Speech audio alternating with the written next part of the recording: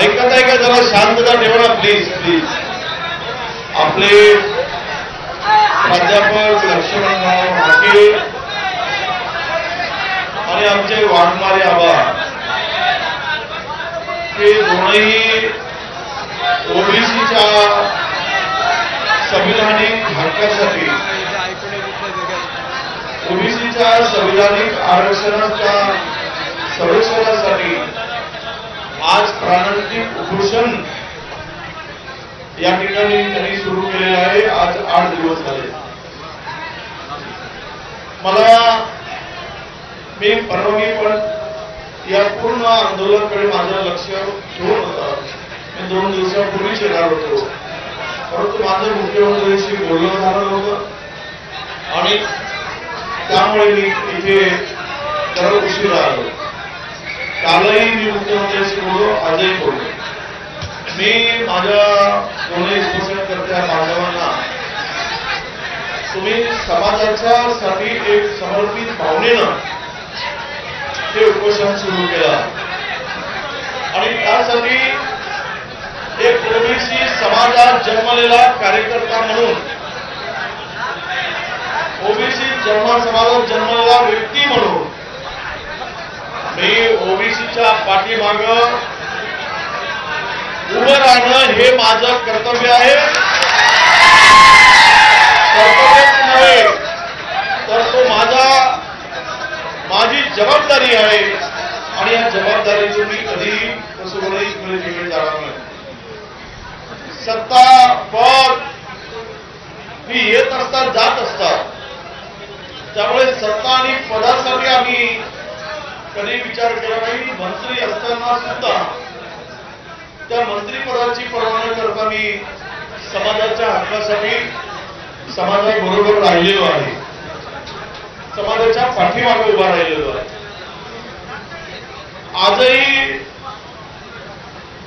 आज आत्ताच बिहार राज्यातील हायकोर्टाचा निकाल आला. इथे सगळे जाणकार लोक आहेत, काही लोकांना कायदा करतो.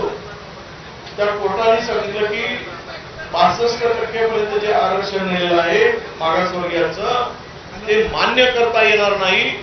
ते जे ओरिजिनल आहे तेवढंच ठेवावं लागेल, त्याच्या पलीकडे जाता येणार नाही.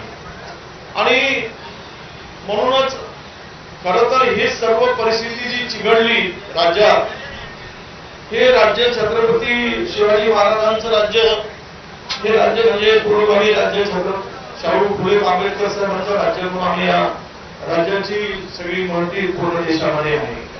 परंतु या पौरवानित्वाला धक्का लावून जातीय विष करण्याचं काम 2014ला सुरू झालं आणि समाजाची मतं घेण्यासाठी अनेक राजकारण्यांनी खोटी आश्वासनं देऊन त्या समाजाला भडकवण्याचं काम झालं. समाज एकमेकाविरुद्ध उभट होईल अशी रणनीती त्यावेळेस तयार केली गेली आणि आज हे सर्व जे चाललं आहे ते सरकारच्या या चुकीच्या धोरणामुळे आमच्या हक्काचं हिरावून घेण्याचं किंवा आमच्या हक्काचं जे संविधानिक आहे त्या संरक्षणाची भीती आता आम्हाला वाटायला लागली. मी खरं तर याला विषयांतर वेगळा होईल. मी आता मुख्यमंत्र्यांशी बोललो, पण उद्याला मुख्यमंत्र्यांचं शिष्टमंडळ, मंत्र्यांचं शिष्टमंडळ, सरकारचं शिष्टमंडळ उद्या इथे येणार आहे. आणि उद्या ते शिष्टमंडळ आल्यानंतर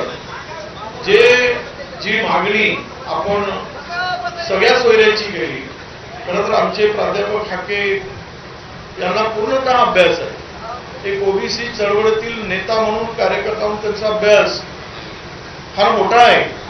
आणि म्हणूनच मागासवर्गीय आयोगाची सुद्धा जबाबदारी त्यांच्यावर काही काळ एक निपक्ष म्हणून काम करून समाजाच्या हक्काचं संरक्षण व्हावं यासाठी त्यांच्यावर सोपवलेली होती. त्यामुळे त्यांचा अभ्यास बरोबर आहे. आणि हे सगळे सोयऱ्याचं जे काही आता विषय आलेला आहे त्या संदर्भात गिरीश महाजनांनी स्पष्टपणे सांगितलं. एक मंत्री सरकारमधील म्हणतो की हे टिकणार नाही. मग टिकणार नसेल तर नोटिफिकेशन देता करता कशाला? आणि